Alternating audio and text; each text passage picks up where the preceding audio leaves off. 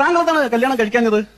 എന്റെ സാറേ, എന്റെ ജീവിതം എന്ന് പറഞ്ഞു കഴിഞ്ഞാലേ, ഞാനൊരു പെൺകുട്ടിനെ 3-3.5 വർഷമായിട്ട് സ്നേഹിച്ചു. എന്നിട്ട് സർക്കാർ ഉദ്യോഗസ്ഥനെ കണ്ടപ്പോ നമ്മ പെയിന്റിങ് അവള് നമ്മളെ കളഞ്ഞിട്ട് അങ്ങോട്ട് പോയി. എന്തിനാ ഇവരുടെ കഥയൊക്കെ നമ്മൾ അറിയണം? നമുക്ക് അകത്തോട്ട് നീ പോകാം. ഒന്നും ഉണ്ടായിരുന്നടി? നിന്റെ കൂട്ടുകാരികൾ വല്ലതും ഉണ്ടോ ഇതേപോലത്തെ സ്വഭാവം ഉള്ളത്?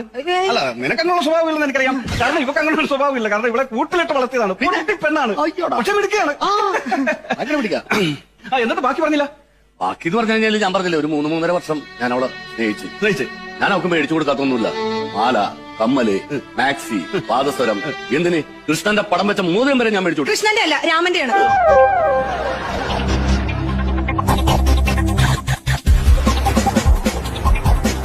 രാമന്റെയാണോ? അതെ. കണ്ടോ, അവളെ കള്ളം പറഞ്ഞ അവളെ കണ്ടുപിടിക്കുന്നു. അത്ര പൊട്ടിയൊന്നുമല്ല, അവള് മിടുക്കിയാണ്. അതെ. പൊട്ടിയാന്ന് വെറുതെ വിചാരിക്കാം, അവള് മിടുക്കിയാണ്, മിടുക്കി. എന്നിട്ട് ബാക്കി പറ.